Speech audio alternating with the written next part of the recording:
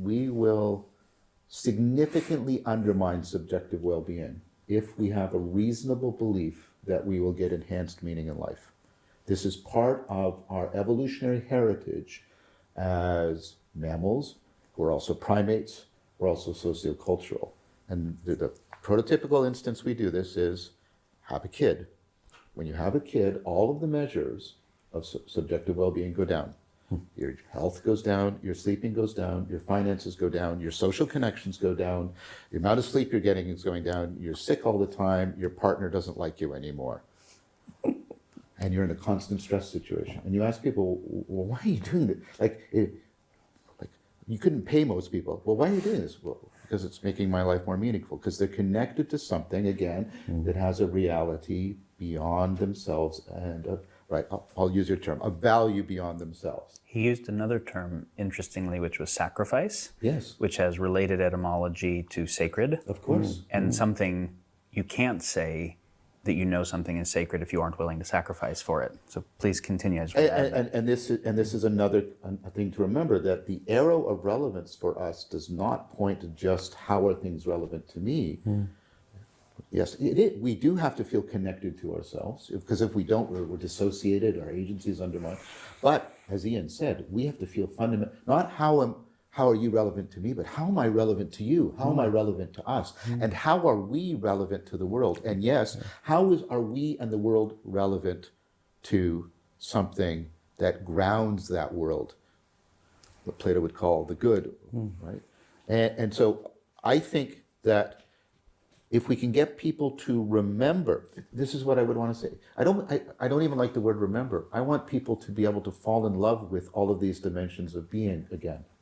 Because, and this was Spinoza's big insight, right? The way you overcome a powerful motivation is with another powerful motivation, is we can get people to fall in love again with being, within, between, and beyond. We can break the game theoretic. This is what Christianity did in the Roman Empire. Christianity went out and it didn't, unlike Stoicism that tried, I'm not saying we shouldn't try and get the government, but that tried, right? And it had some success too. But Christianity went and said, there's a new way for you to love yourself. You are not the non-person the Roman Empire says you are. Here is a new way. Agape is a way in which you can love yourself. And it's not a hedonistic, egocentric power love. Here's how we can love each other. And here's how we can love God. And it captured the world. And it captured a world that was one of the epitomes of a world driven by power, competition, the lust for glory.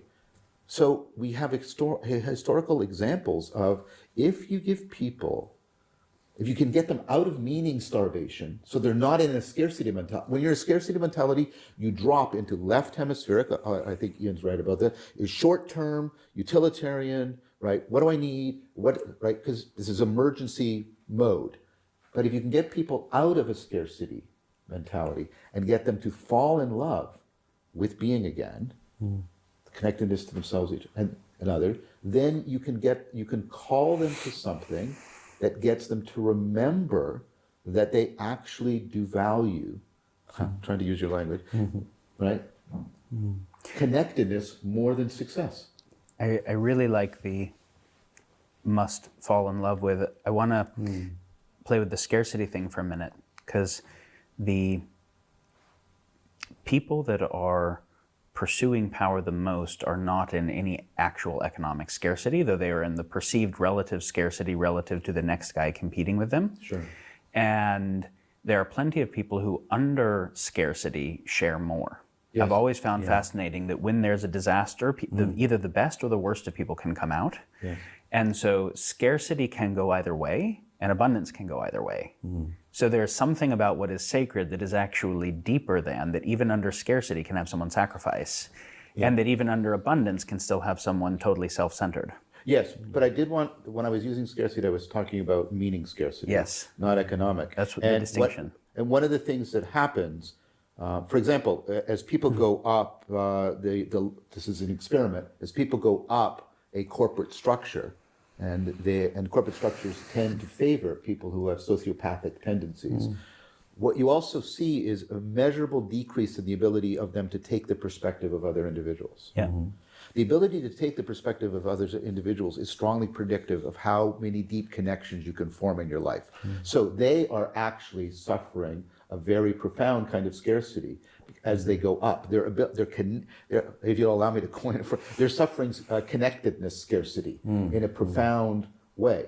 And what I've been fascinated with is the number, and I'm sure this is happening to both of you, the number of people who are in these positions and positions of power who have reached out to me and said, like, I feel disconnected, and there's that element of almost of horror and absurdity. I feel disconnected, and I want to be, and I don't, and the people I talk to in Silicon Valley, I don't want my kids to go through this. I don't want my kids to go. And this is what I mean. There is alternative motivations to.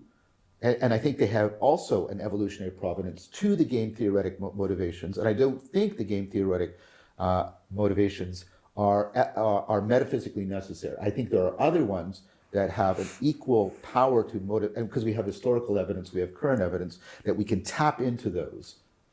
But I think there's two poles to this. For us to fall in love with being again, that's the agent pole. But the world as an arena in which we can act, it has to be sacred to us. Sacred is how the world is to us when we are falling in love with it. Okay, I want to go into sacred. I want to say something about what you just said. You said that as people move up in positions, as we look at places where power is concentrated and we move up the power hierarchy, there are exceptions to this, but it is generally the case that the people who are at the top of the power hierarchies are people who are both attracted to and good at power games. Yes. And there are certain other things that are attendant and deficient that tends to go along with that. And power, whether it's economic, social, or political, follows a power law distribution. Yeah. So one of the things I find very interesting is that I think there's a mistake that a lot of sociology makes where we look at certain human traits like rationality or empathy or whatever on a Gaussian distribution, and then say humanity is the result of this, where realistically the actual power influencing things says that a tiny percentage of people that are 3 standard deviations psychologically different than almost everyone have most of the determining power. And then they create conditioning environments that everyone else is conditioned by. I think that's really important. Hyper agency. I have found that we had a term psychopathy and then sociopathy, and now it's ASD in the DSM, antisocial personality disorder, that there are types of people there that have higher and lower ability to take others' perspectives. And so there are people who have sociopathy or whatever you want to call it that have lower ability to take other people's perspectives, but there are ones that have higher cognitive empathy but lower embodied empathy. Yes. And the higher cognitive empathy means I know how to play you. I know how to say what you want to hear and virtue signal. Good point. And it's a very important point from a hemisphere point of view, because that cognitive empathy is more based on the left frontal cortex. It's the simulation of real empathy. Yes, exactly. Yeah.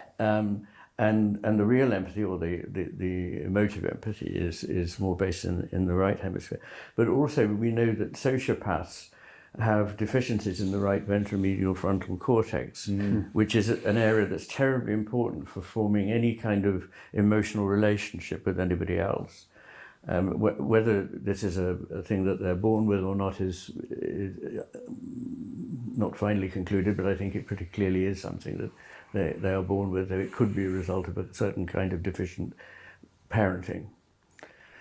But what we're coming back to there is that, again, there is this contrast between a connected world, a relational world in which the values come out of the relations, and another kind which is a linear world of target getting, goal getting, in which we think that what is valuable will come out of completing that goal. And it doesn't. Yeah. So I want to pick up on what you said, though, because I think that distinction is very important that you made, and here there's an ambiguity in taking a perspective. You can take a perspective in that calculative way you just said. That's different from taking up a perspective in which you care and you try to see the world from that perspective. This is the danger in teaching people to perspective take, like the way rhetoric can do it. Yes. Is you can create a very good lawyerly person. Like what I found is the people who are best at perspective seeking are either empaths or sociopaths. Yes. Right? They're good at perspective seeking because they really feel what other people feel and they're seeking to, or because they actually don't have any binding to anything real. They can take whatever perspective Yes. happens to have utility without caring about its relationship. That's right. Right. And so that's the thing one has to really watch out for, Yes. is the simulation of empathy. And so, And it brings up something. So you were talking about Christianity binding game theory. Yeah. I'm not a Christian scholar, so I'm just going to, from the outside, say the fact that in the name of Jesus Christ, who said, "Let he who has no sins cast the first stone," we were able to do the Inquisitions, is a really interesting act of mental gymnastics. yes. And so I see that where